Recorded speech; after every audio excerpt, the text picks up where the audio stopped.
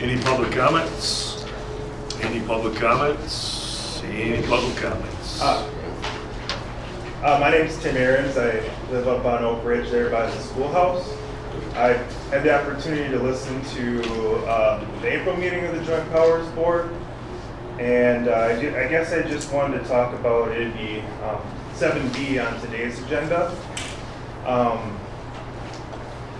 Some discussion was had about potentially meeting less frequently with this board and possibly moving that towards the disbandment of the board. That's kind of where the conversation went at your April meeting, is my understanding. I have some concerns about that. I think that that's something that, obviously you need to work in cooperation with a number of groups about. I'd wonder if the 3 soil and water boards, the quorum of those boards, I wondered how they would feel about that move. Probably the same thing related to each county's commissioners board. And personally, I see where we have a watershed here.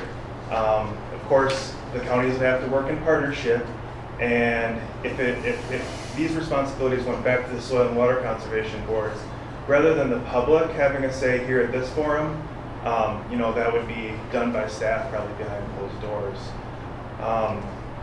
To the extent that the activities of this group might be dying off, I think it's worth considering, whether it's dying of natural causes or kind of being choked out. So, thank you very much for your time. You bet. Thank you. Any other public comments? Hearing none. Any discussion? Hearing none. On to number 3, approve of minutes.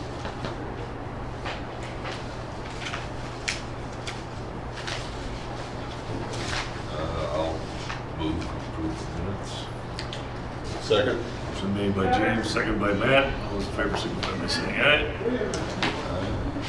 Opposed, motion carries. Approve agenda.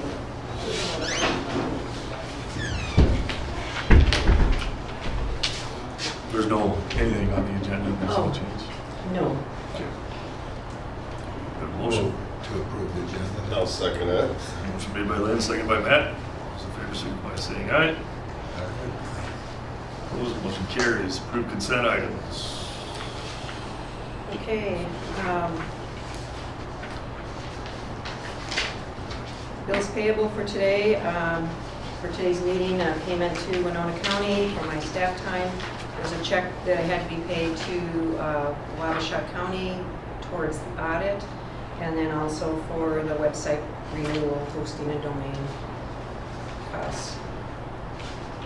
Total cost $3,644. Pretty simple. Motion to approve the consent items. Second. Motion made by Matt, second by Lynn. All those in favor signify by saying aye. Aye. Opposed, motion carries. Board reports. Start with you. Aye. Nothing really, Josh. Real busy with the homestead. Passed a few contracts, mostly grass waterways right now. So, I have nothing drastic. I had a couple things. We had our forestry day. It was really interesting for me just because I'm where there's not a lot of trees. So I thought I would go to try to learn that end of it, and learned a lot about individual landowners, restoration work on pieces that maybe had been farmed away years ago and slowly brought back, and tree planting techniques. I didn't know you could take all different sorts of seeds and put them in a fertilizer spreader and like disc them in, and then the trees somehow find their own niche for where they grow the best. And now the West Indian Creek, we're working with a U of M professor on monitoring sites to offer those to internships for people to handle that, I guess, this summer. Had a meeting with Lakeside Packing Company about possibly integrating some ways to use cover crop and different practices, because there's quite a bit of nitrates problems in the city water wells. I think even in Plainview they might be blending a couple wells to make it under the limit, and if it gets worse than that, then it could mean treatment or whatever. And so it's just something really to keep in mind. So anyway, that's all I've got. Thanks. Yeah, so we, just as, Jerry and Leo are looking at stepping down on our board for the SWCD. They did find two candidates to run for office here this fall, so that was good. Having two at the same time is always a challenge. We're going to get Wanda hired, and as our manager, we're still looking for a tech, I believe, but The offer was made The offer was to made. her. I don't know if she accepted it or not. I didn't. I don't know how that works out or not. So we'll know more of that next month. Just talk, pretty interesting about the ag industry, how the shift in nutrient focus is changing, and with all the new technology and biologicals coming out, and how that's influencing, fertilizer applications, stuff like that. At the last meeting a little bit, and just good discussions. So the question I had for you, I don't know where you live. I lived in Altera for 17 years. So are you? My question is out of this board, what do you see that influences where you're at? Yeah, so I know that, there was the nitrate management rule, and of course that's something that, this board took on the role of implementing. I know that there's a lot of projects with the stream, and really I guess what I see is an opportunity for citizens to have a say in the collaboration that happens between the 3 soil and water conservation boards in this area. And I know that a lot of discussion was had last meeting about the costs of having this board, and I think it's, when we compare it to revenue, I mean, those state grants, it's the taxes are going to get collected from all of us either way, and maybe there's a capacity with the soil and water boards to collect some of those same funds and administer those grants, but if not, we really be losing out, and those monies are somewhere else in the states. Yeah, just my 2 cents on it is I think we're in this particular watershed, valley, whatever you want to call it, however you look at it, is an extremely important part of the state. It's very unique, and it's highly visited, right?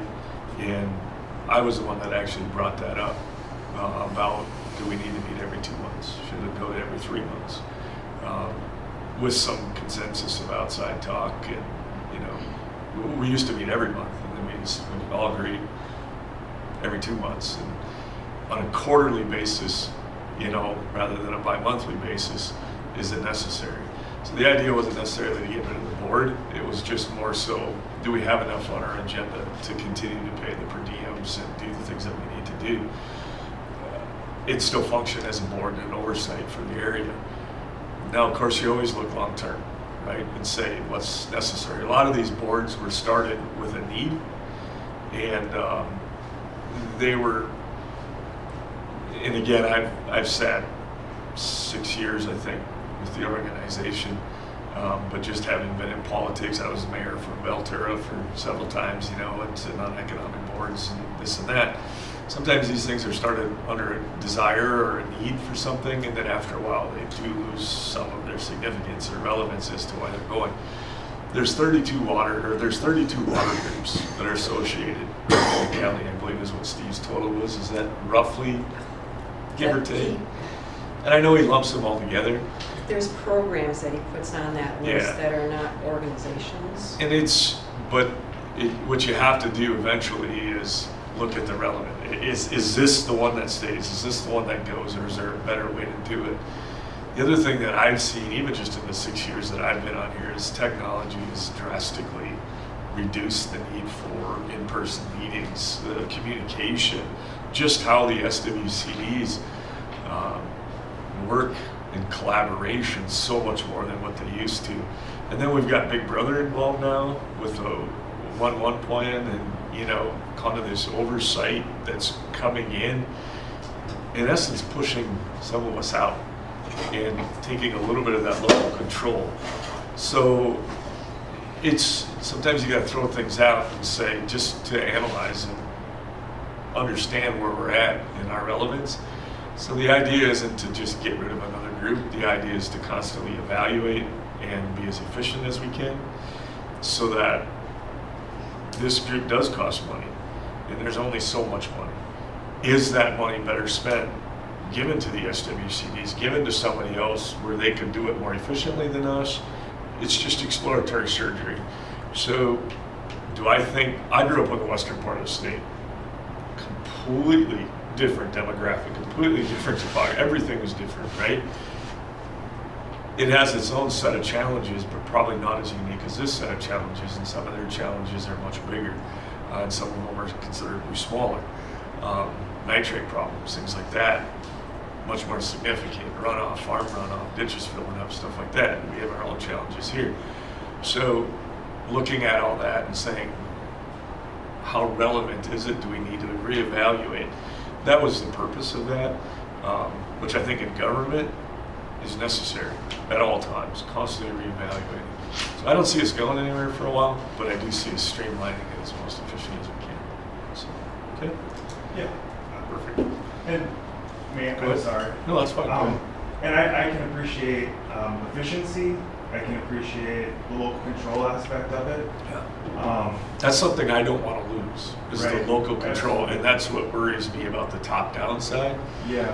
And the only way to show is to constantly evaluate that you're being efficient in the relevancy of it all. And sometimes if you can pull local power together into one or two groups rather than 30 groups, whatever it is, you've got a bigger pushback to what I call Big Brother coming in trying to, you know, say, hey, we're going to take over this. Sure. Because it's so discombobulated.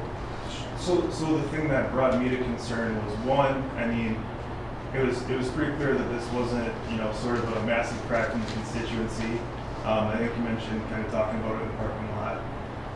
So that was kind of a concern to me because there's stakeholders involved. And then I would say another one was the discussion did move to the disbandment. So I can certainly appreciate the questions you're asking. I just think in terms of efficiency, I'd ask you to move with the answers, and not, you know, not until we have a way to absorb. Yeah, and just keep in mind in those types of discussions, it's really no different than you got a county board member. You know, they might look at equipment and say, it's kind of under the concept, do I fix it or do I sell it? Right? That's kind of when you look, evaluate boards. No different than running companies. You know, do we get rid of that branch or do we put money into it? Do we start over? You know, that's the concept of it all. And so you look at those things from kind of beginning to end and then evaluate where you need to be. And sometimes it does end. Sometimes you start a new beginning, whatever. This board at one time had a new beginning, right? So that's the concept of it. So in other words, you kind of put it all on the table and then you evaluate where do we need to be. So I can appreciate that, and I thank you for the discussion. yeah, you bet. No, I didn't want to leave. We don't actually get many people that come from outside. So if somebody actually shows up, I'm going to give them 5 minutes. I mean, I'm just thankful that you did. So, yeah. Are we on 7B now, or? Board reports. So I kind of included that in my board report. Are you calling the question? So we're on 7 here, board discussion and action items, financial update. Okay. Find it. Too many papers. This one. This is somebody else. Okay, for the expenditure, or the reconciliations for the end of April came to $83,000. And for May, it came to $92,160, and that was after some payments were made on some of the grants that we have. unusual with the reconciliation process.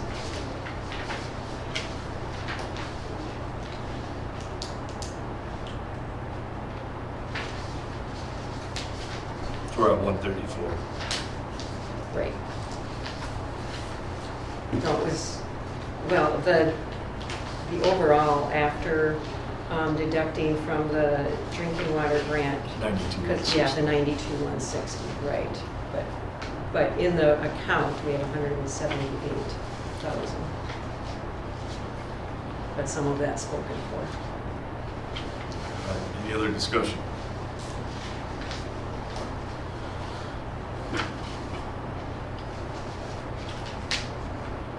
All right, because that's just a proposed, we don't need to, no, we don't need a motion on that. So on to B, discussion regarding meeting schedule. And that was what you brought up at the last meeting. And that is just, could be an open-ended discussion for 2 years. It was just Mhm. something that I began to see and say, well, we need to go every 2 months. Is it every 3 months? And that's why I asked her the question, are we able, we'd have to get a little bit creative on something. Right.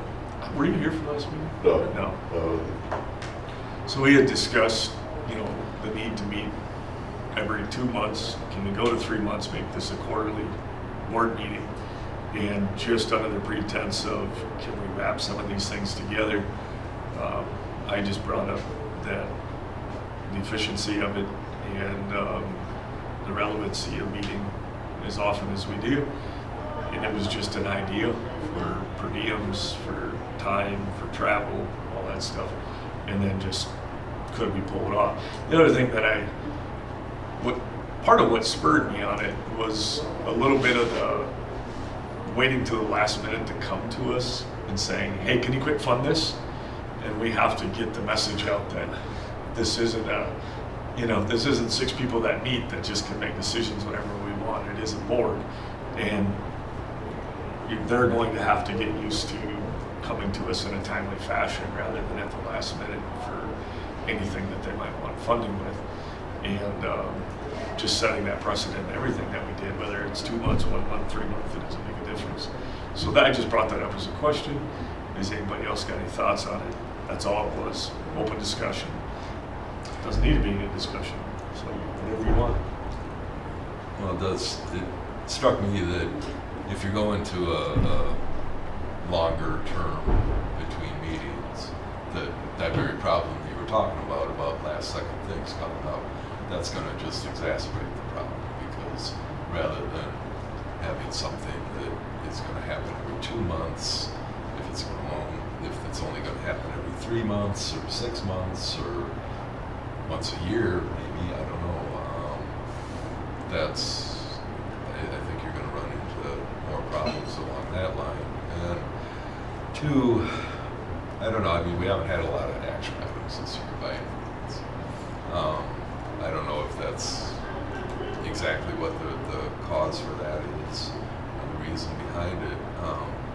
But I was just wondering, in terms of some of these contracts, at least like, say, cover crops or other environmental grass waterways, things like that, is that going to, with it meeting less often, create more of a problem with that? Because it's my understanding that the person looking for the contract can't start it until it's actually been approved, so that if they have to wait around for 3 months or Right. whatever, that's going to be a real disincentive toward any applications that might be coming in. And that was one thing I was going to bring up. I know SWCD, I know Winona, they, in the past with impending cover crops and not knowing, and even with their monthly meetings, they had, in the past, had authorized Daryl to okay a cover crop contract under a particular grant. And we do have a grant that does have some cover crop options, so that if that would be the case, I would ask for to be able to have the chair okay outside of the board to be able to do a contract for cover crops. And then the other thing I was going to say, some of the grants that come down the pike, they just have a 1-month window for applying. Would that be, would it be okay for me to contact Josh as the chair and say, what about this grant possibility? It's between our meetings. For example, one option that I don't know, and I almost added it to the agenda today, but I just didn't have enough information. I had come across a list of ARPA grants that were available nationally, and on the list was funding for PL 566 repairs. And the Whitewater had done a lot of those grants for the Whitewater, contracts in the Whitewater in the past. And, so I don't know, I haven't been, I asked around and nobody so I don't know if the state of Minnesota just decided not to be a part of that, but anyway, I found it on a national list. And so it might have gotten axed since the list I saw, but, things like that would fit really well with what the Whitewater has done in the past with those PL 566, 6 grants, if that would be a possibility. So things that come out of the ordinary that you wouldn't even expect. So I guess my question to the board is, would there be consideration to, okay, that looks like a good fit, go ahead and apply for it, and we'll approve it at the next board meeting formally, even though it's after the deadline and you submitted it. So I'm just trying to figure out the logistics of how that would all fit. But that wouldn't work, because sometimes if we didn't agree with the board chair, we had a We just discussion. withdraw it. That's why we're board. to proceed with these grants, or Yep. what value is that to us? Mhm. So to give you and the chairperson that authority, that's. Be no different. How long were you the board chair? For That's- years. Yeah. Well, but that's not what the board is meant to be. But if you limit your number, if you go contracts, James says, your contracts will be bogged down into, nobody will know what's going on. And your visibility to other agencies will be diminished greatly if you're not meeting more, or if you cut your meetings, or because state agencies will go, well, they're on their way out, why even focus on them? Don't even give them the grants. So you need a presence, and you need that exposure, and meetings are exposure. Because we all have I'm with the county, I talk about issues with the county that come up with the Whitewater. You have your soil and water. So the exposure is huge in the world of grants. What do we get? What do you do on? So less exposure, which means less meetings. I don't think that will help this group at all. So that's my view. So, I don't disagree with it. so I know we had discussion because of what used to be monthly. That wasn't necessary. And then James is right. We used to do a lot of projects. I hope this board goes back to that, because that's what people want to see. They want to see the street bank restoration. They want to see the cover crops.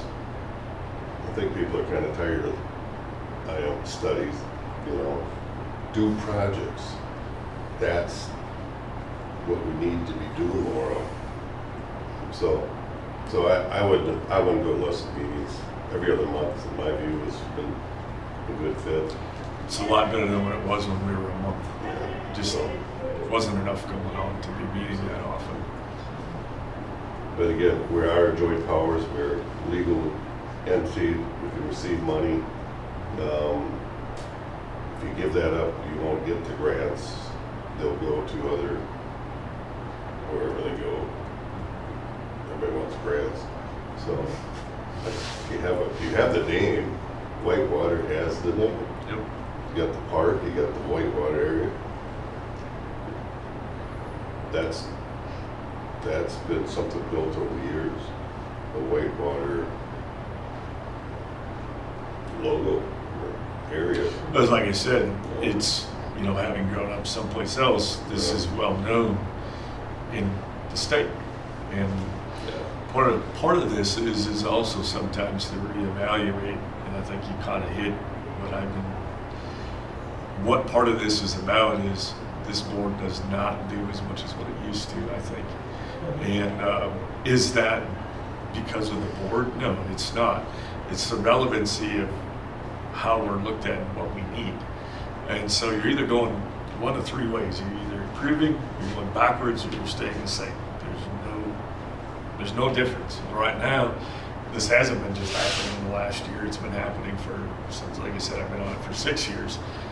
It's part of why we went to 2 months, because there just wasn't enough, even the first 1 or 2 years I sat on this board, to what it was to go to 2 months. I don't remember who brought that up. I think actually you brought it. Matt was the one that, when he was chair, was actually the one that we went to 2 months. And then, you know, like I said, not just myself, but others, it was actually somebody else that came to a meeting quite a while back that had said, you guys don't really have a lot on your agenda. I said, no, we normally don't. Yeah, and I've been thinking about that for a long time. And again, in the effort to stream things, you know, do I think we're going to lose our relevancy if we go to every 3 months? No, I don't. I know the concept, but I don't think 2 or 3 months is going to set that. You know, our area, Southeast, or 11 county boards, they meet quarterly. You know, do they have relevancy in the state? You bet they do, right? Pretty big one too, right? I mean, that's the lobbying power we bring up to the state. They meet quarterly, you know, so it's all in how much you can get done between times.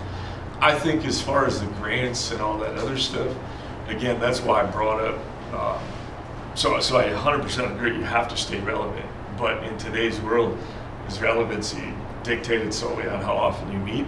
That might be the part that I disagree with a little bit, especially in business with everything going to virtual meetings and things like that, and just being able to operate outside of a congregation. If we had 30 people, 10 people, 5 people show up every meeting, yes. But like I said, we hardly ever get anybody here. So that is where I look at the relevancy and who we're affecting. And do people really know? If I could pull 100 people and ask them when our meeting was and what time it was and where we meet, I bet you might find one that knows. So that's just my thoughts. I still think it needs to be considered at some point. I'm not saying it is today, but I just want to do the best we can with a given amount of time and make sure that we're not just wasting taxpayers' money. So, my thoughts. I think one website I looked at even said we still meet every month on it. That changed just a few days ago because I was kind of interested in that. But I guarantee if we have another 2007, this room will fill up. But back to if we need projects, that's the key to. And that's going this way rather than this way. So, couple thoughts, I guess. One is if we don't have meetings, we have to have some way to make decisions, so then you're maybe pushed into the electronic, but you still got open meeting laws and notifications and all that. Sadly, I don't have anything against technology, but my experience sometimes with the Zoom meetings is somebody will be on and then their camera goes off and their microphone goes off and the meeting's over, and like you never know if they're sleeping or if they went and did something else sometimes. Yeah. It wasn't a push to that. It's just saying that things are changing. Yeah, you don't have that same kind of camaraderie or interaction maybe as having a real in-person meeting. no, I've had enough Zoom meetings. I think we all have over the last couple of years. I think if anything, it's slow, and government, they're about as dry as paint, like they would say. And the Zoom meetings were not very cohesive. So, I think it's a hope. You know, people did it, and it's starting to come back, and people want to get in front of people again. I agree with Josh. I don't know many people. I know a few that like to Zoom because Efficiency, Tom. and efficiency, but Yeah. while they're on vacation and somewhere in Michigan and having a Zoom meeting, and they're really not into the meeting for one thing. So, Is it fair to say that with like these larger watersheds like Winlock and so forth, we've kind of been cut out? Or, I mean, that's the feeling I get why we, well, that's why you don't want to lose the Whitewater. You still, in fact, Josh says, your local identity. You don't want to get absorbed into a humongous, then what's next, the upper Midwest watershed? You know, I've seen that. Where else? Who are you? You still want that. Goes back, you want that name, or the Whitewater. You want that recognition or title. It's, otherwise, gets too large and local, lose you go local. that special identity of the Yeah. smaller area. Yeah. It's going to come down to a fine line in government where efficiency and effectiveness is what's going to continue to get funded. That's what I see coming. Because otherwise, the common consensus is we can do it as a whole more efficient. And I don't know when that's going to come. But I've seen that too. You know how to destroy a meeting? Have 50 to 100 people on a board. You can't get Anything. nothing done. I'll tell you that right now. Yeah. You can't get anything done. Yep. Takes an hour for the introductions. If you want nothing done, you make that group as big as you can because you will never get nothing decided. Right. So a little PR government speech here because I've been to. Yeah. Who are you? Or so Yep. this little close knit is a little better than Oh, definitely. a room full of people. It doesn't work. I'm sorry. But that's what it's going to boil down to is efficiency and effectiveness as they begin to weed things out. So it's a little bit of I see, having sat on very large company boards, owning a company, being part of politics, that the small groups are always much more effective. I've sat next to billionaires and had discussions that they've bought me vodka, and I've had discussions with normal people that, just average people, right? Not that there's a difference between the people, but just in the scope in which they do and how they manage things. And he's exactly right. You put more people involved, you get nothing done. But at the same time, I keep seeing this push from the top side down. And this is a bit of I think this is one of the better boards that are actually getting things done in the area. There's a lot of, like you said, people that are just surveys and studies and all these other things. And sometimes we need that stuff in order to know what to do. But I think Steve says it best, even like with the SWCDs, is they're actually accomplishing something. And so it's a bit of a call to this board is, are we getting anything done? And like Matt says, we need some projects. That's how we're going to stay relevant. Whether we meet once a year or 50 times a year, if you're getting something done, that's what matters. So the question becomes on the efficiency side, do we need to meet as often as we do to accomplish the same things? And can we set a standard that if you're a cover crop applicant, you might have to wait an extra month to get paid? Well, whoop-de-doo, right? Can we figure out how to operate our government entity in a more efficient way? That's really what it boils down to. And then have a bigger impact, efficiency and effectiveness and what we do. That's it. That's why it's called, and I think it's a cry that, hey, we really should be looking at taking on more if we could. So, if we have 4 meetings instead of 6, we still have to have background staff, so really it's just our per diem, I guess you call it, or whatever. But that's paid by our local actual groups that we're from, right? yeah, and so I look at our SWCD group being underfunded, and we're constantly evaluating 25 books. I mean, it's just where we're at, so every little bit adds up, and, it's just another thing to look at. So. Well, I guess from everything that's been said, my opinion now would be we should try to do more things or be more relevant and maybe stay with the 2 months. Okay. Any other discussion? Just curious. I don't get paid per diem, but whatever. What do you guys get?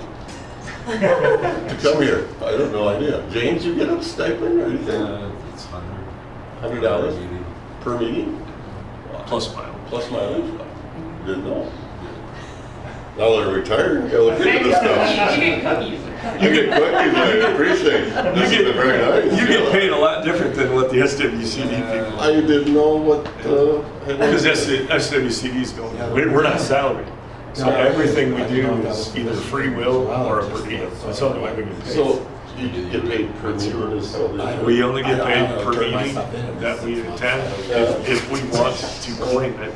And it has to be a sanctioned or certified meeting to get paid. So if we just show up at some group, we don't get paid for that. We get paid per event, we don't get paid a salary. So Just curious. if you want the whole about $1,200 we make off of that a year, you can have it. Just curious. I didn't know. No, now you know. Now I So, know. but it is something, so even in your SWCD budgets, which are drastically underfunded, all these things come into account. We have a line item for per diems and board meetings and all that. And you start looking at all the different things that are out there, and then you look at all the other water boards that come to us for funding, Uh-huh. plus what it takes us to have a member involved for all those fundings. That money's all going away from boots on the ground projects. Oh, yeah. I think. And it starts adding up. It's tens and hundreds, it's a lot of money in a 10-year span. It's a couple, 2, 3 really big projects that we could get done. And I think that's the efficiency and effectiveness that we're trying to create in the Soil and Water Board. And I think it's why we're seeing a push for the 1-1, because I think we're seeing Big Brother kind of saying, hey, we don't need all this stuff. We can kind of manage it under one. Whether anybody agrees with me or not, I don't see government getting smaller. It's getting bigger. And that, nobody can argue. So that's where I say we're going to keep relevancy. We have to be efficient and we have to be effective. Otherwise, we're going to get absorbed. All right. Just to be a contrary opinion, a lot of the things with super large government, sometimes you try to do a one size fits all, and there's inefficiencies you don't really see maybe because people get Tell money that to they don't them. really need or Tell whatever. that to them. See, that's what I'm fighting, is that. And saying if we don't get efficient and effective, you'll get lost in the mix because they're already doing it. And they're asking the local counties to fund some of these things and, pushing it down the pipeline.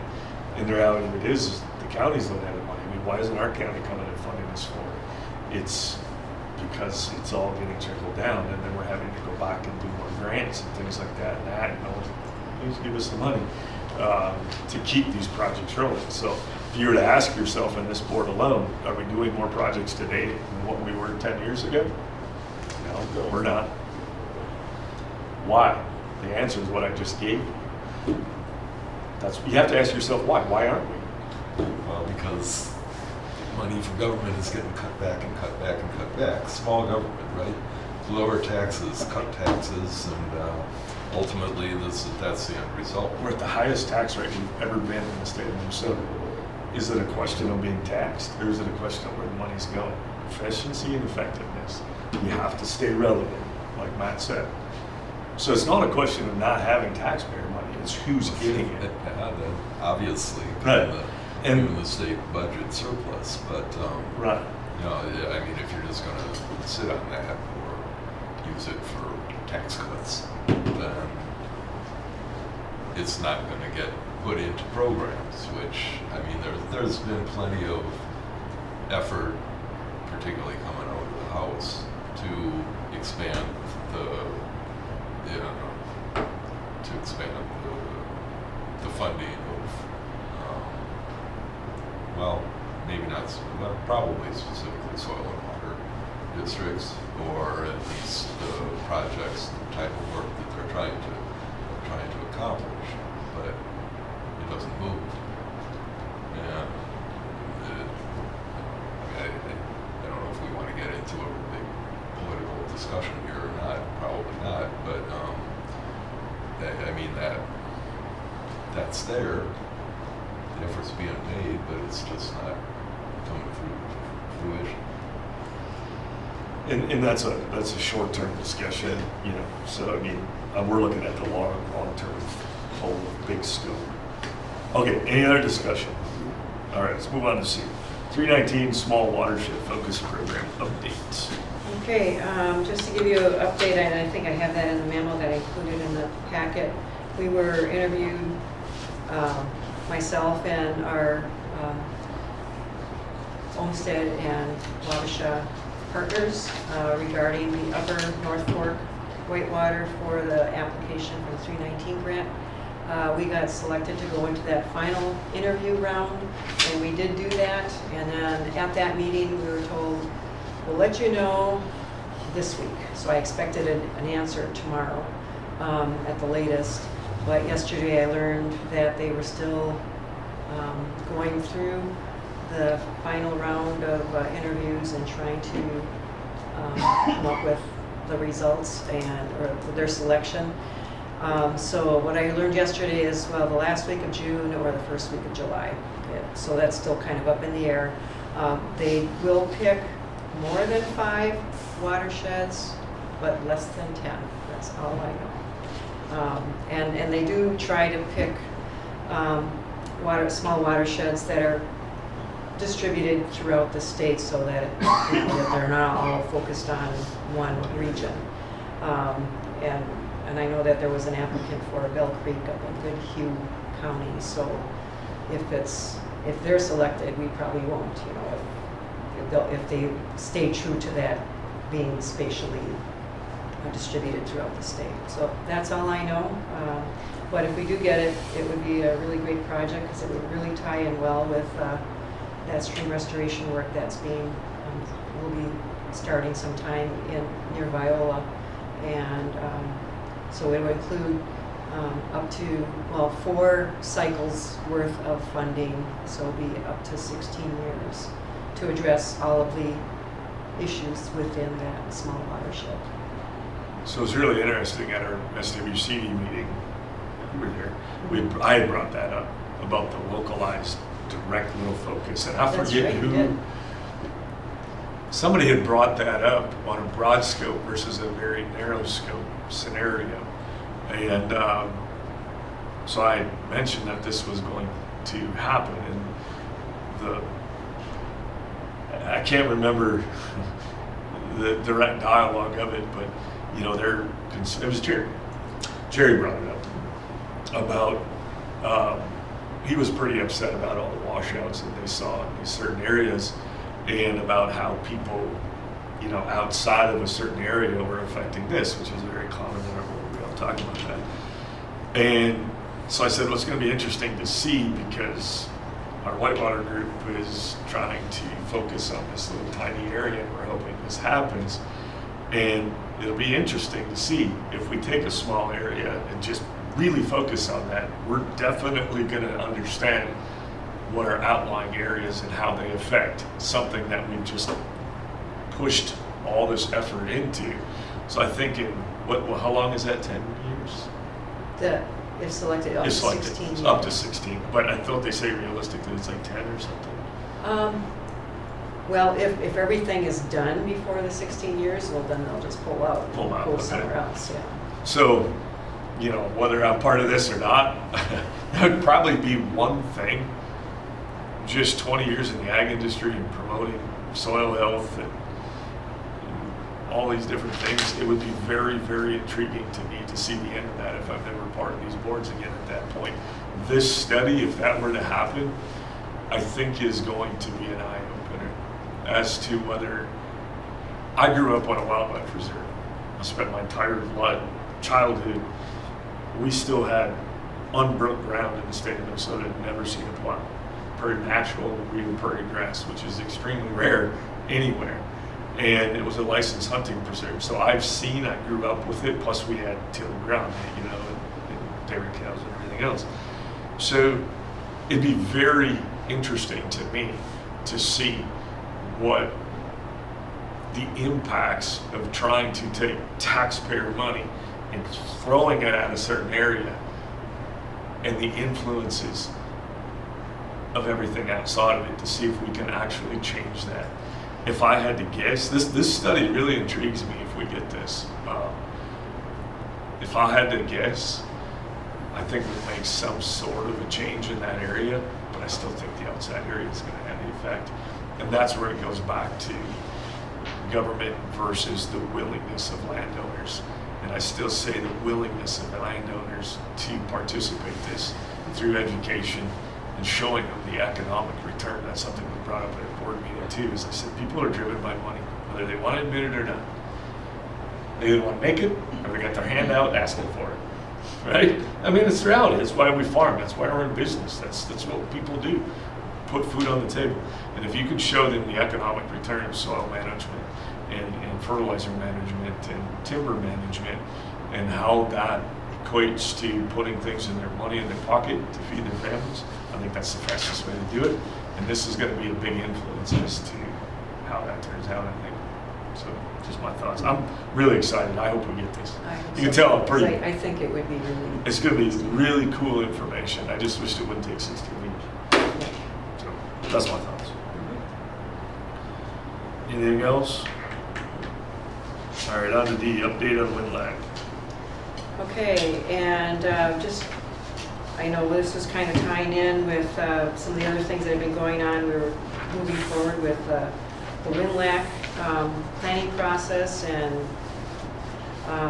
but so I have this handout with the Common watershed map on it, and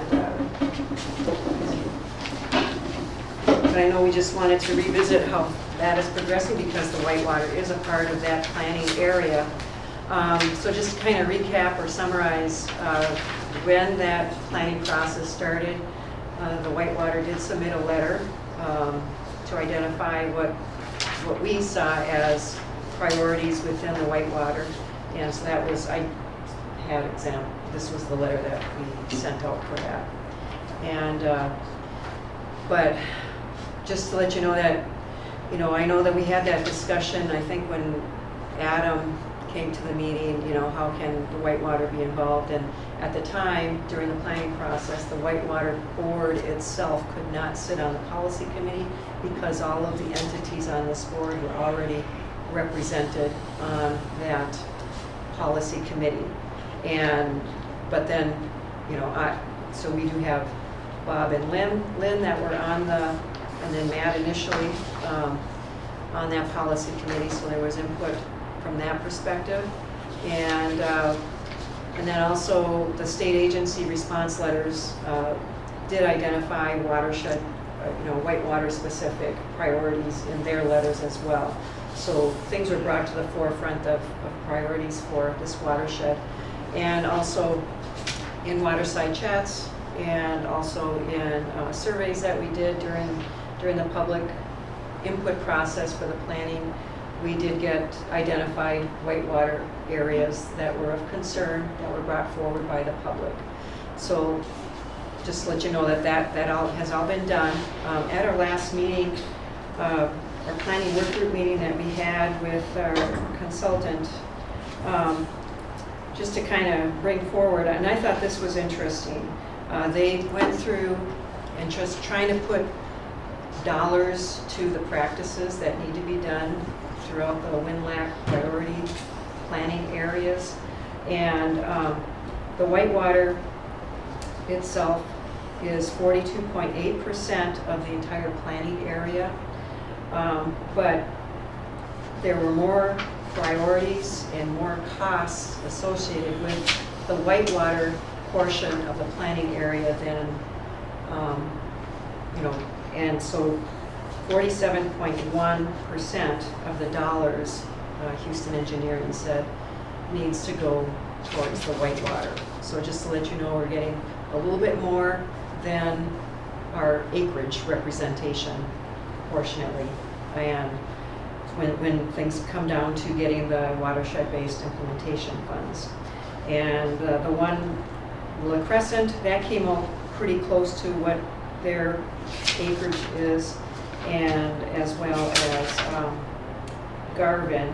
But then the tributaries, the small tribs that go from that drain directly into the Mississippi River, though they're the ones who came short, I guess you could say.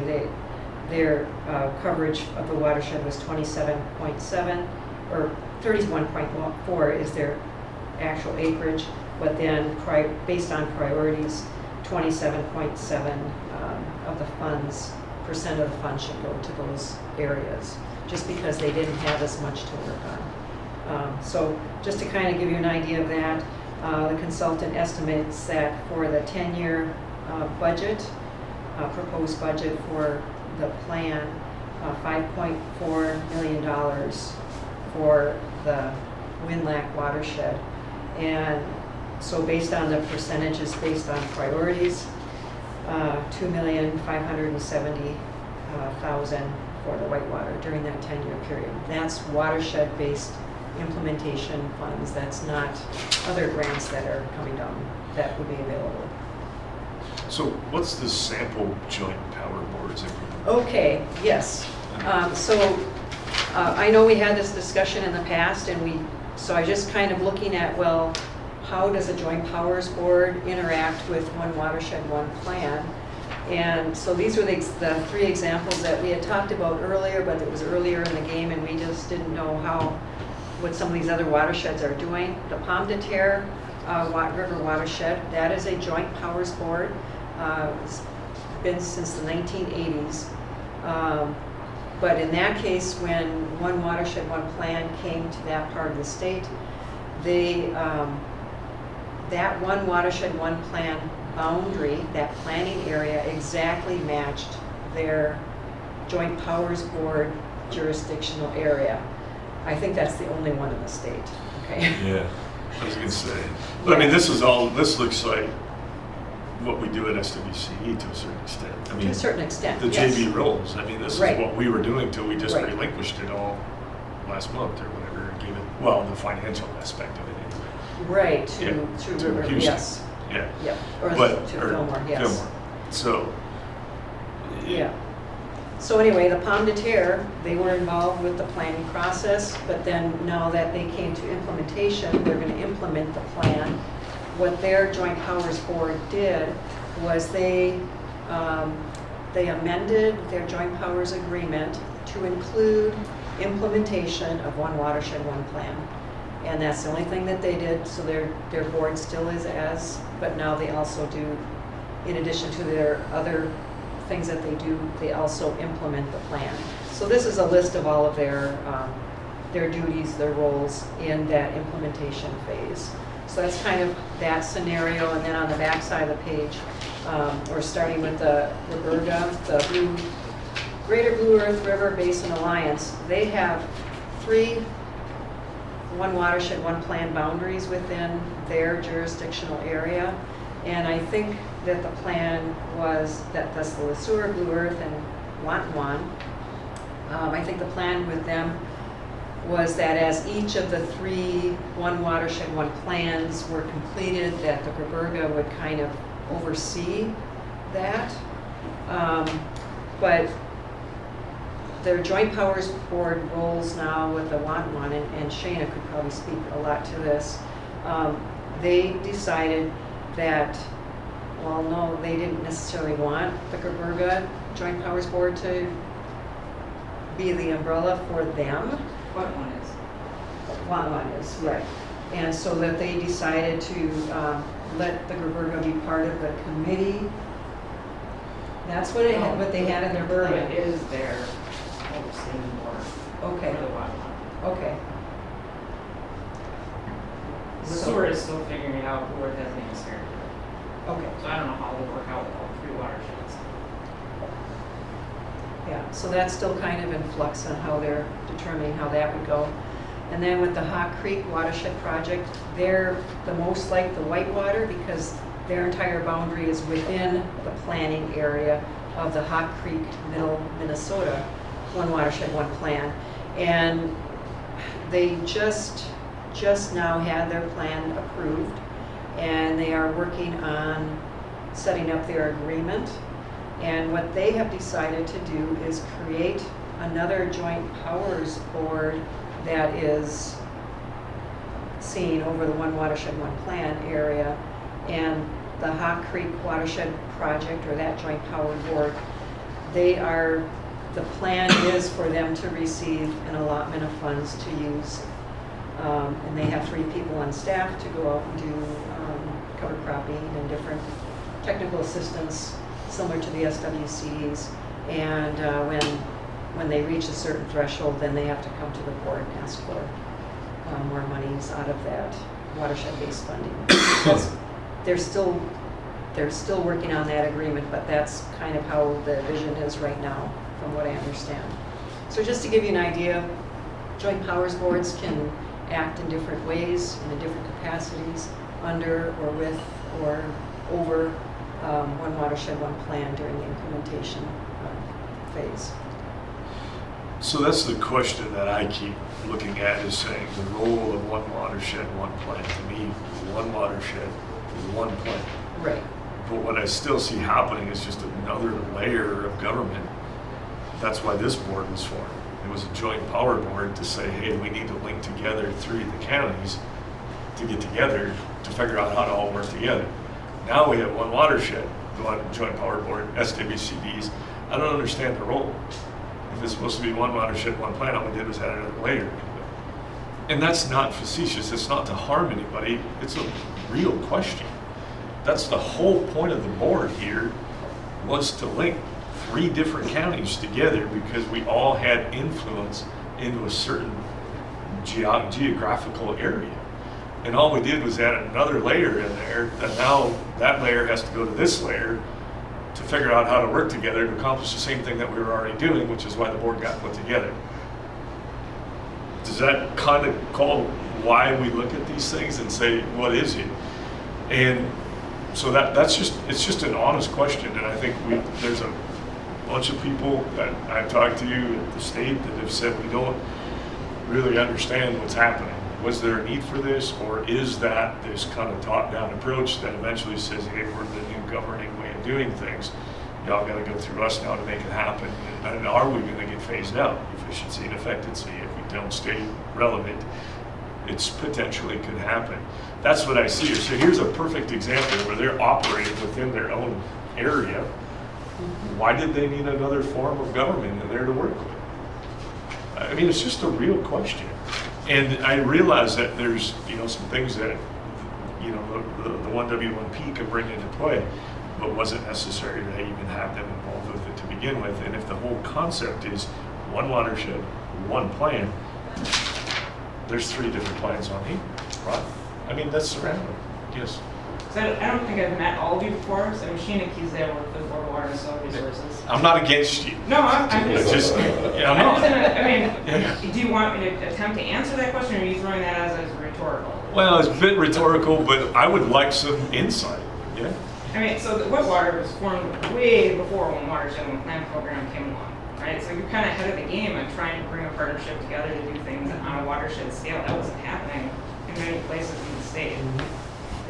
One Watershed, One Plan program just has a broader area. You guys aren't. I mean, there's only 2 other partners that are outside 3 if you count City of Winona. So it's not that we're trying to undermine what you were doing. We're trying to figure out how do we take the dollars from tax dollars that are allocated to us through clean water funds, and get them out on the ground to do projects the best way possible. So, I mean, Hawk Creek, no, they didn't need another person to come in and tell them. It's just another way to get money, just like the 319 program. I mean, if you're going to get $2.5 million over the next 10 years for some of this implementation in the Whitewater, we're just asking that you prioritize areas, which one of them is the Whitewater area, Whitewater watershed within the planning area.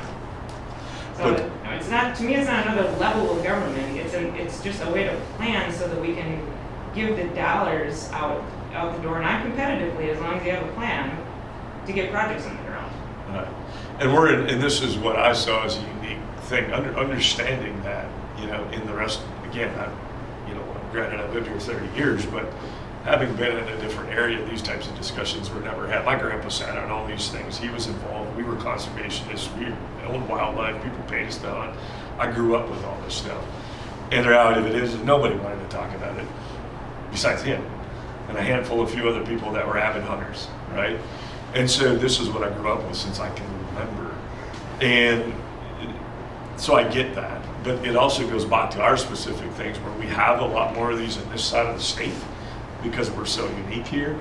And do we see the one watershed, one plan being a phase out of our local influence? Well, that's how you guys decide to move forward. We're not coming to you and saying, well, now Bowser, with this plan, you guys better disband. That has never been anything that we've told any group. I mean, And I'm not everybody's just trying saying to you're figure it out. needed or not needed. All I'm saying is this all operated before one watershed, one plan. It did, yeah. So what was the layer, what was the need for the new layer? Was it just taking this concept and blowing it out through the rest of the state, or was that created to accelerate that? I don't know. And it's to accelerate out state. I mean, really, it came from what water planning was doing in the metro area more than anything. And really drilling down to a lot of. So you said it, Yeah. right? See, the metro influenced the outside areas, and we see that constantly. Well, just the level of planning they did to get the dollars they did. We see right? it So, in Olmsted, we see it in Winona, where we kind of have to play tag along because the metro's got a lot of power. And so oftentimes as rural communities, we get to play tag along. This is a rural area. Yep. So we have to play by the rules because the metro can't get along, so they need a governing power to, hey, this is how we're going to do this, you know. I had thought, or I was led to believe, that the one watershed, one plan was a way to make the whole watershed cohesive and then focus on where work is needed more rather than making it a governmental, county-wise, metro area competition for grants and money. So hopefully we would get the work done where it needed to be done more so than where somebody had more influence. So that's, I don't know if that right. well, when I say metro, it's just the level of planning that was expected there for them to get the dollars that They they need do, it. right? Yeah. So I'm not saying that you have to be like the metro. I'm just No. saying we took concepts. But the 7-county area of this state controls a lot of things. There's a lot of people there. There's a lot of people there. And that, so I agree. I understand why it got started. My question is where's it going to go? That's my fear. That's what I keep looking at. Where's it going to go? Because trying to get rid of something, anything in government, and it starts off with good intentions, or maybe it started off with a sleight of hand with good intentions, but I don't want to lose local control. That's my fear. So I'll just say that part of the point of the program is to retain that local control, whether it's local Whitewater Joint Powers Board or local WinLAC. And this one is an interesting, it's a unique watershed where we had to pull in some other small watersheds to make one larger planning area. Otherwise, you have a plan for a lot of different small areas, which is a lot more dollars that you're talking about trying to save taxpayer dollars. That just didn't seem to make sense to have each tributary, direct tribute to the Mississippi have its own planning effort. I don't disagree. Like I said, I think it started off with good intentions. It still is another layer. My fear is down the road, where could that go? Because you can take anything good and flip it on its head and use it as a control mechanism. And that's my fear, and I want to keep bringing that up so we don't become complacent to it. And I just want to bring up that even though the Whitewater did have to be lumped with these other watersheds for this planning process, during the planning, as we are working through the priorities for each of the planning regions, the Whitewater is one of the planning regions. And once the plan is together, there will be designated pages. So in a sense, you could almost pull out the pages that apply to the Whitewater. So it's a separate section than the priorities that are associated with the La Crescent watershed, for example.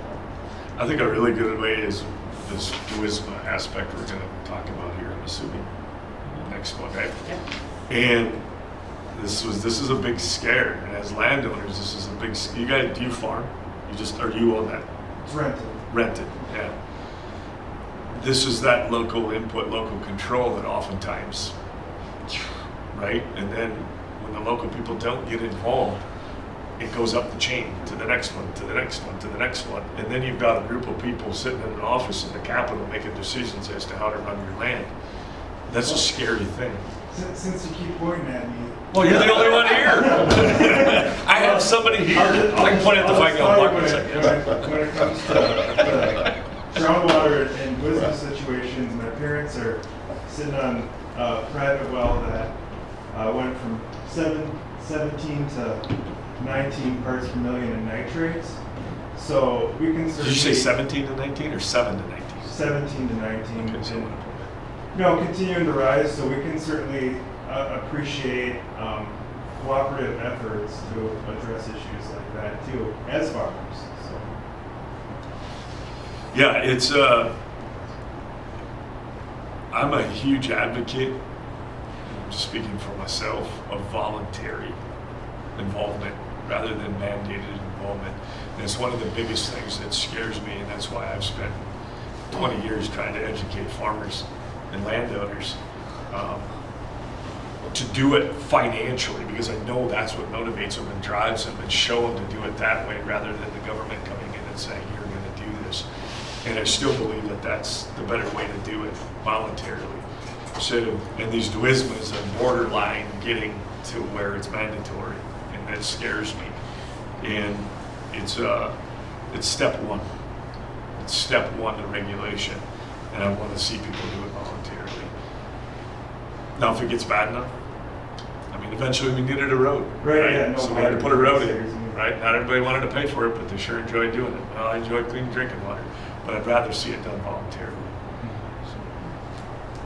So. Okay, anyway. Any other discussion?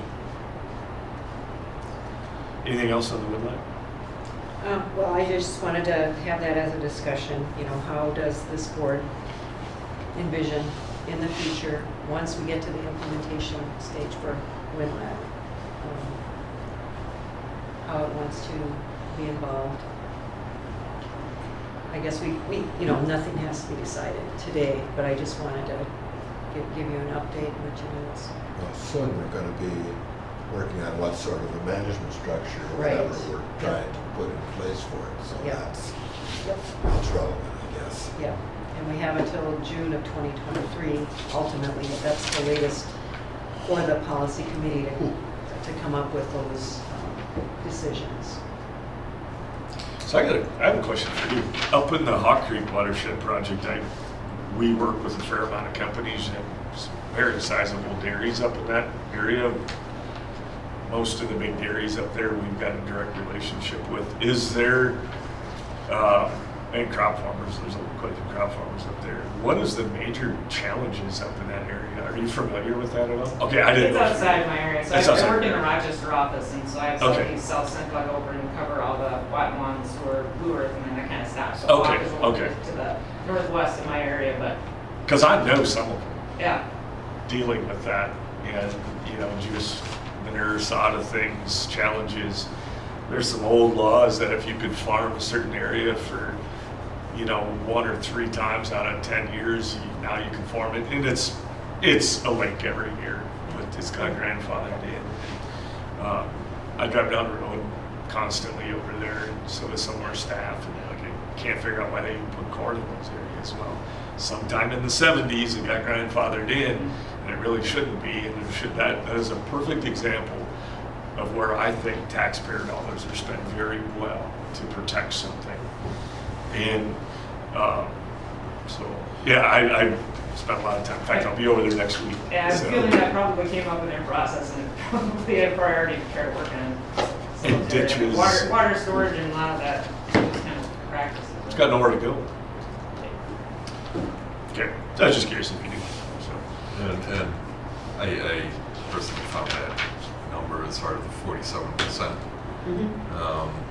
encouraging, because that was one of my concerns with WinLAC in general, and that was sort of a question of, especially since Whitewater is, as near as I can tell, about the only river, stream, whatever, that is actually originating in Olmsted County. Yes, it is. And I was wondering, okay, how much of that was going to get drained away.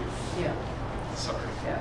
But, And and I think it was interesting that that's how the consultant has been looking at it, is based on, okay, what will it cost, and not looking solely at the acreage percentage of each area, but what are the priorities and how much will it cost to fix it. And I forgot to mention before too, they said if these monies were spent, they predict at the end of the 10 years, 13.7% reduction in sediment loss and 8.8% in total phosphorus and nitrogen 7.8. So that was their calculations based on the modeling work that they had done. So they think they're gonna decrease phosphorus.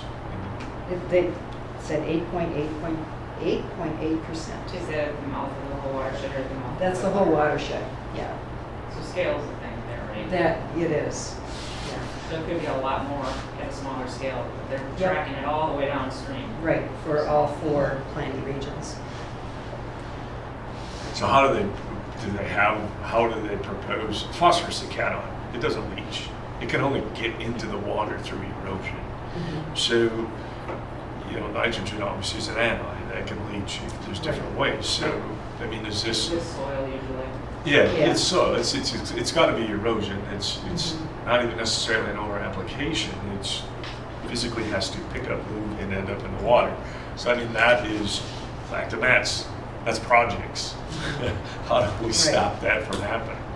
But I also think it's what we see in agriculture, which is changing. So we look at, even my own company, we are looking at introducing things as phosphorus solubilizers, bacteria sets that can take the existing phosphorus that's already in the soil and utilize it rather than having to put more. Because there's 5,000-6,000 pounds of phosphorus in the top 6 inches of the soil, and we only measure maybe 50 pounds of it on a soil test. The rest of it exists. So when you measure 50 pounds in a soil test, there's thousands of pounds behind that. So every time you erode that off, you're taking more than that 50 units. It's a lot. So it's the measurable amount. And so in agriculture, our problem is that most of the phosphorus we put out there, with the exception of soft rock phosphate, is extremely soluble, whether it's in a dry encapsulated or liquid, doesn't matter. DAP and MAP equally break down. They're equally soluble once they're solubilized in water. So when you have that scenario, you've got very high amounts of available phosphorus to a plant, which is your highest dollar amount equated back. Again, this is bringing back the economics as to what would change a landowner's mind and how they fertilize, how they treat their soils, how they can. You're not just losing 50 units when you lose that, you're losing thousands of units. And I think if we can bring that message out and equate that back to dollars, that's the financial aspect that people pay attention to. That's what drives a farmer. A farmer's economic driven. They just are. And if we can equate that 8% back to a dollar loss, that's huge. That would be. All right, any other discussion? On to E. Okay, update on the local advisory team. At the last meeting, you said you wanted maps of the 2 USMAs, so that's the Elgin USMA and the Utica. So is the X's in the Utica not where it's at, or what's that about? Right, the Utica, the hashed part, that is not included. Even though it's within the drinking water supply management area, that's a low priority area. So So I own 2 parcels of land in that, you, in the hashed area? in the non-hashed area. Okay, So I own an 80 down here, and I own a fertilizer facility up there. So I got a commercial, and I have a agricultural parcel in that. okay.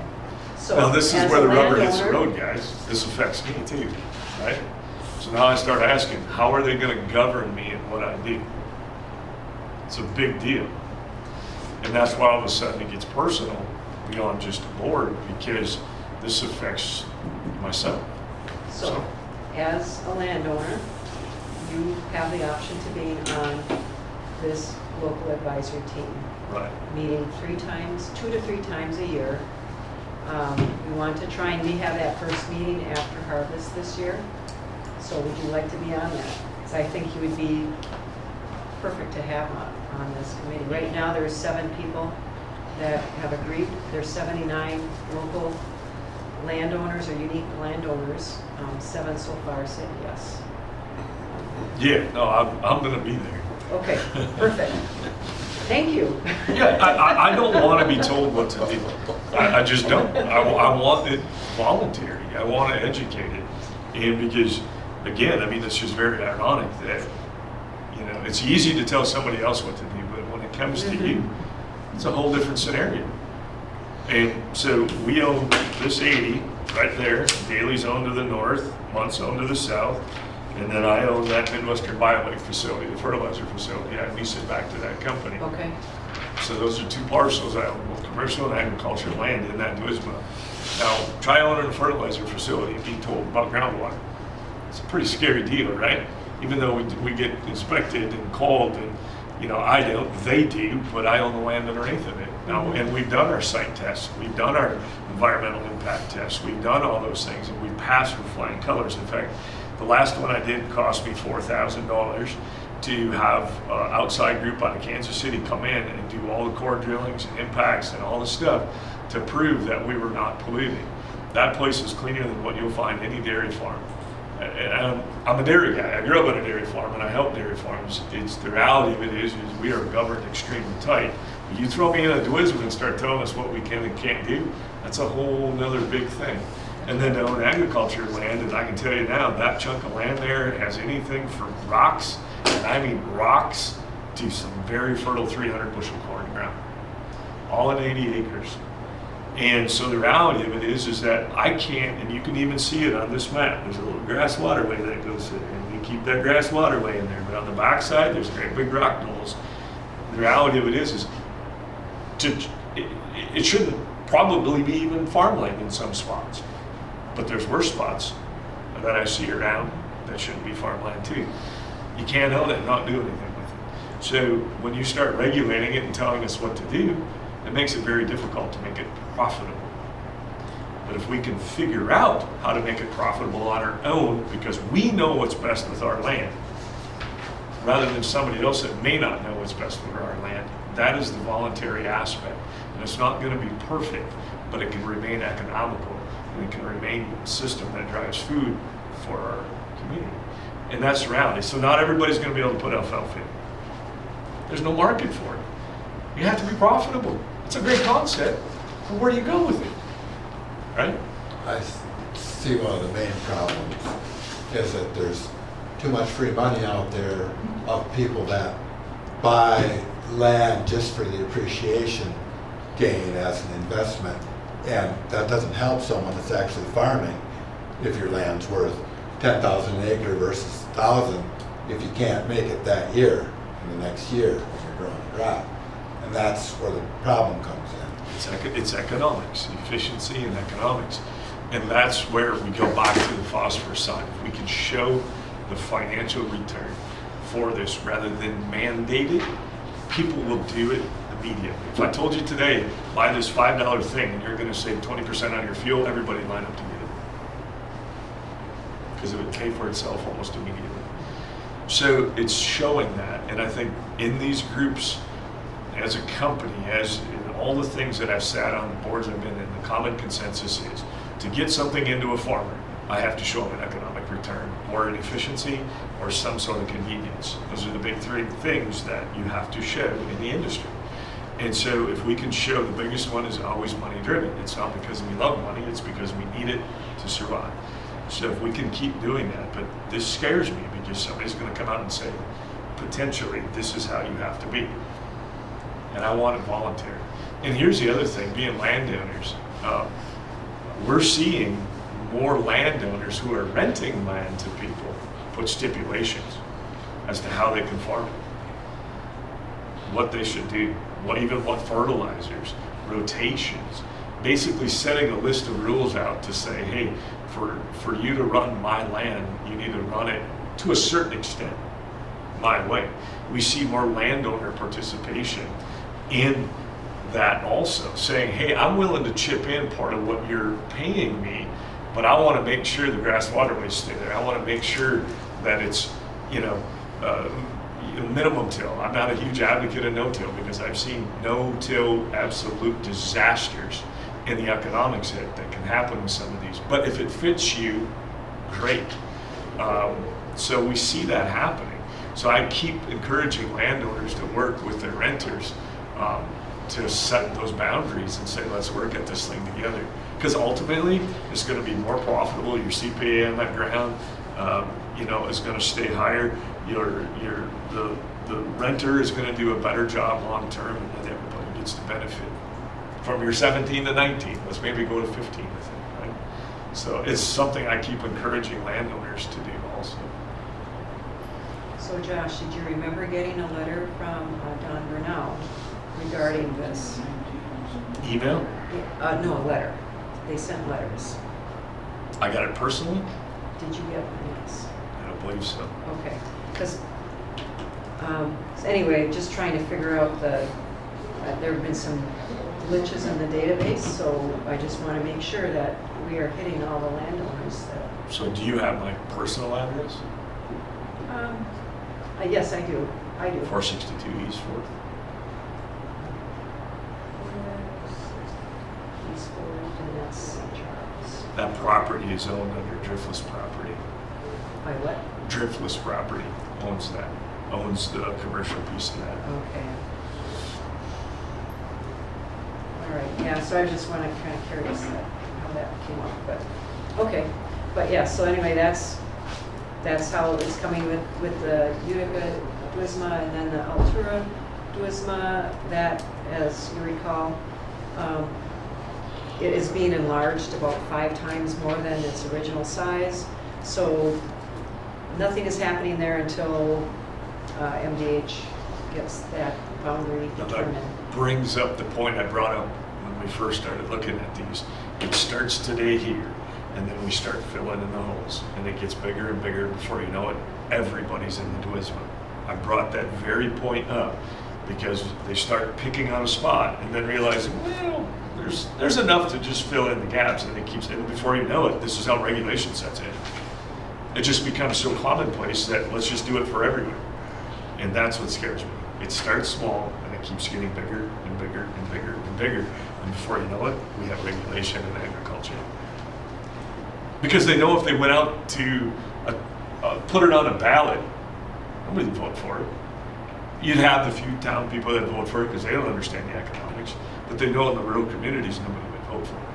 So it starts small, and again, I'm an advocate for all these things as far as clean water and all this, but I don't want to see it mandatory. This is, to me, a step to regulation. It scares me, it really does. And of course, as you know, Josh, there's a number of Amish that are in this Duisma area. And so that will be handled, of course, they don't,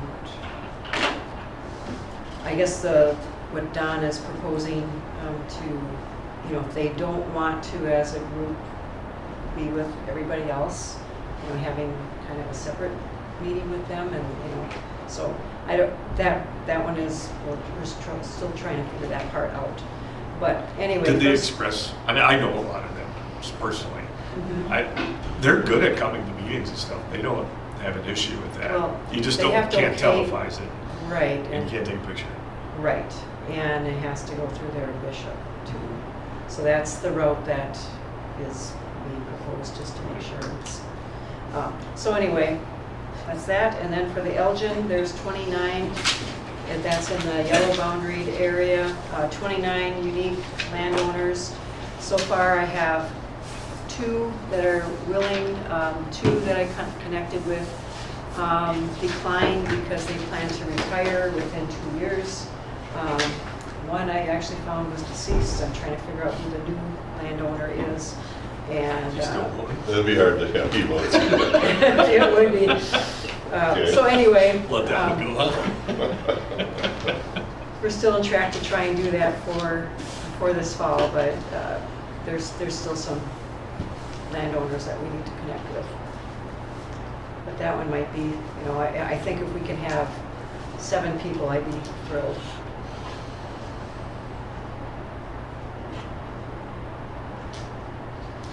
Well, you would think,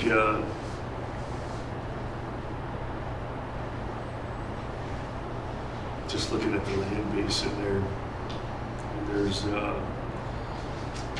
been think of several pretty big farms that are involved in that. Yeah, the big one And I'm not- is, I'm not gonna say it. yeah, there's one big area Yeah, there. and I know, 3 different, and I know that you would think they want to get involved a little bit with that.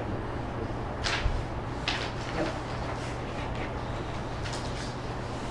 Did you talk to them, I talked to Kurt, Ken, Ken? and he declined. Talk to Kurt. Okay, he's on my list, thanks. Talk to Wilson. Hmm? Talk to Kurt. Okay. Yes, Kurt's that's all I like- have for you He's folks. not afraid to say anything. That's good too. Yeah, it is, because I he'll say it the prefer way it that. is. Yep. And he's a smart guy, isn't he? Okay.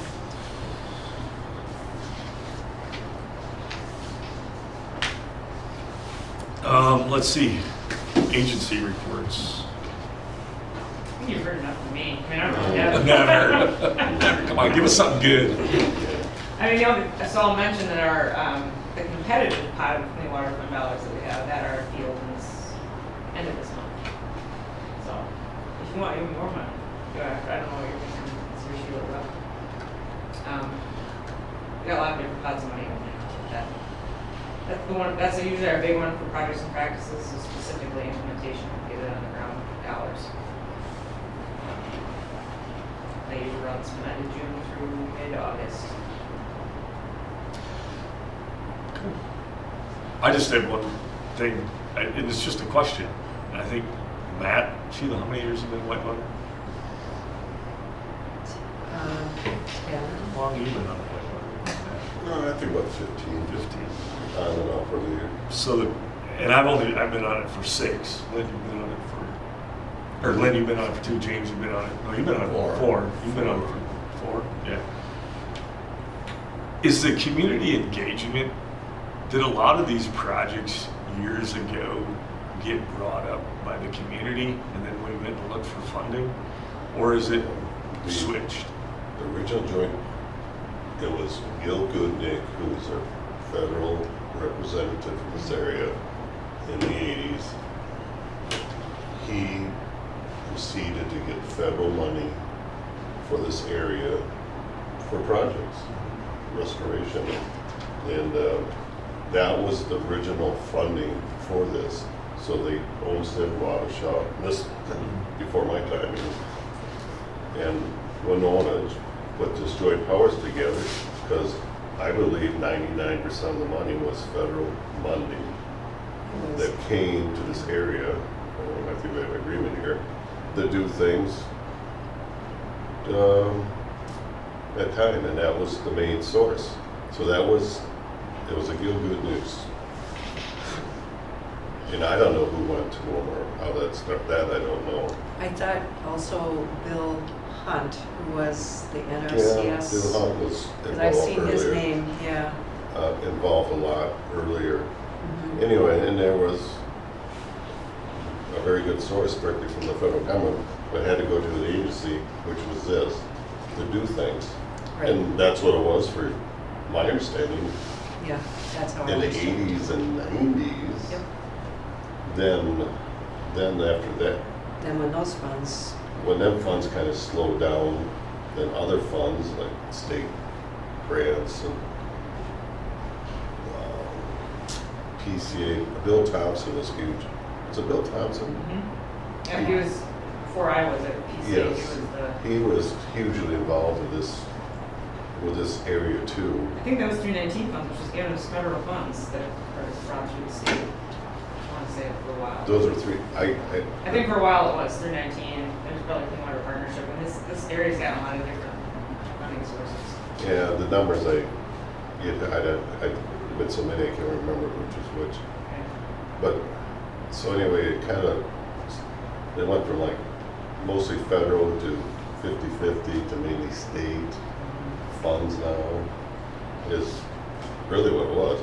But again, over the years, it was projects. We did them, and now, I can't remember, some cover crops. But was the original concept or organization of the Whitewater Board.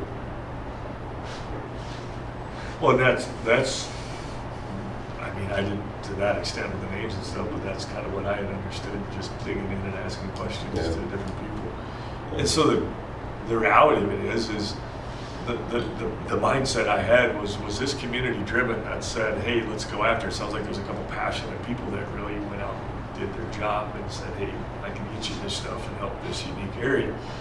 And now it's kind of changed, right? Where we're almost out playing the role of those two people, and we just don't see the boots on the ground. But I question how much community involvement. Did we have more people coming and saying, hey, I've got this issue?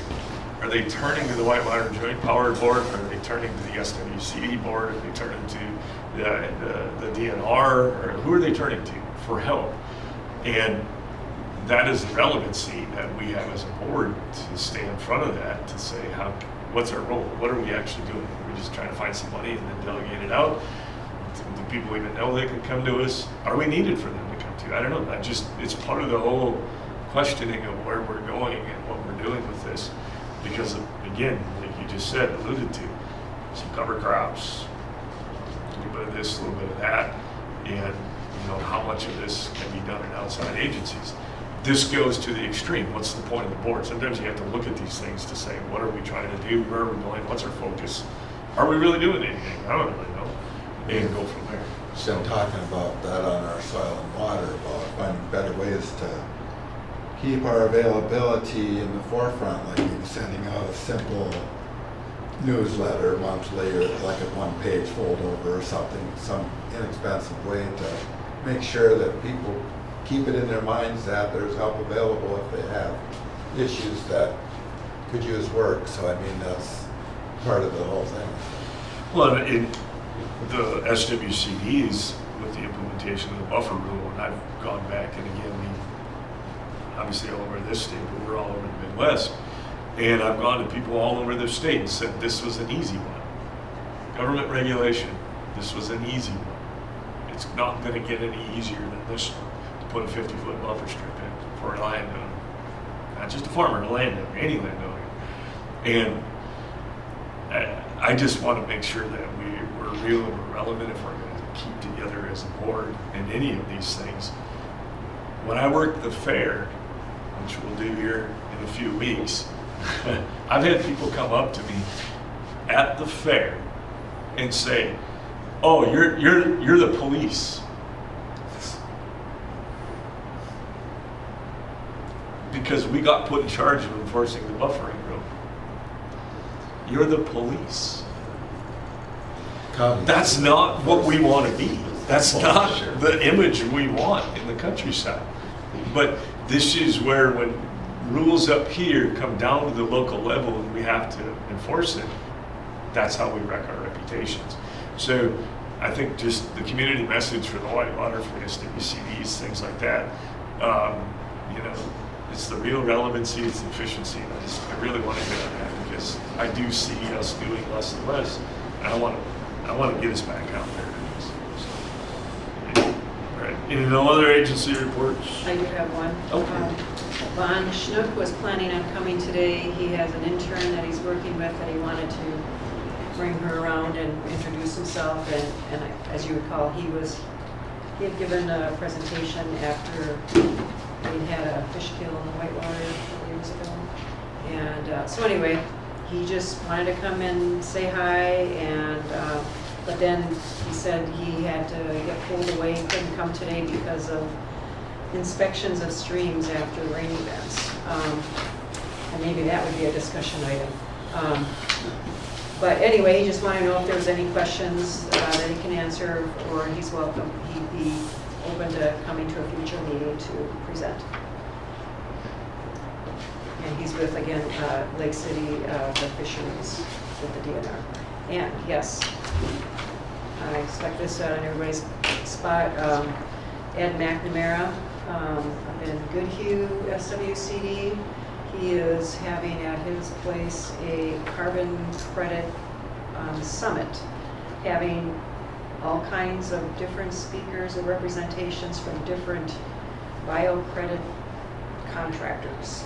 And I don't know all what's involved, but it sounds like a interesting thing.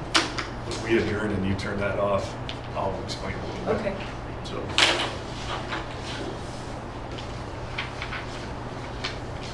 Any other discussion? Motion to adjourn. Second. Motion made and second. All those in favor, signify by saying aye. Opposed? Adjourned.